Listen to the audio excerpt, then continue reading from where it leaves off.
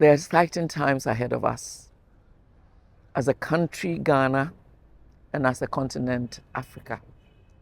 The exciting times are that more and more we who believe in the Lord Jesus Christ recognize that the prayer that he gave to his Father in John 17 is meant to be a reality. And that reality can not only be expressed in the way we claim to go to church, and so it has to be expressed in the way we relate to one another with the power of the resurrection that brings transformation, and with a definite and intentional way of positively affecting the development and growth of our country. If we claim that the Lord is the giver of all good gifts, then we should know that poverty should no longer be part of Africa. That indeed, nobody who belongs to God should be so enslaved by the world or by Satan or by systems that we cannot exhibit the power of God to break down all these things. And that is why the National Cathedral, its construction and its function are so critical to this new dawn that the Lord wants to give to our continent, Africa, through the country Ghana. It's exciting because people need to see what the disciples saw in the book of Acts. Things were real. And the poverty we talk about wasn't just physical poverty. These people were released from the power of sin, from the power of the devil, to become strong even in the face of temptations, in the face of persecutions. And countries began to realize that any time that people witnessed about the Lord Jesus Christ, significant things happened in the lives of those who believed, and also in the lives of those who were trying hard to make it impossible for others to believe. And this is what we'd like to see in this country through the construction and completion of the National Cathedral. It will be a focal point to demonstrate the power of the resurrection for transformation.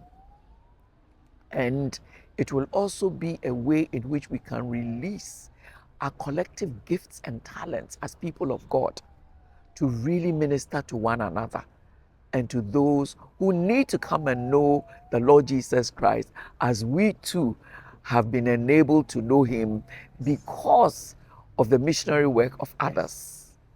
And so we look forward to the completion of this project in spite of all the difficulties.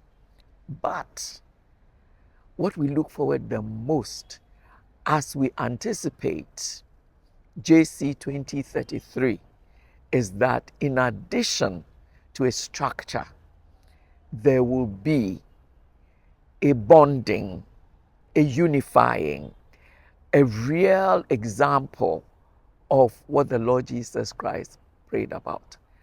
I can't imagine Jesus praying and the Father not hearing and answering.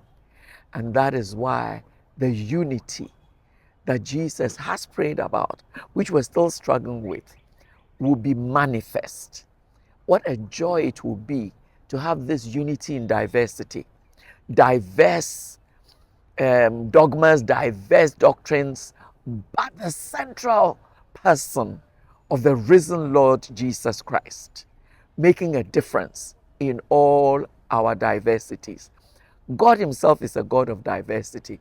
We see this in nature, different trees, different plants. We see it in people, different colors, different shapes, and yet all human beings with a heart, with a mind, with a body. So here we are.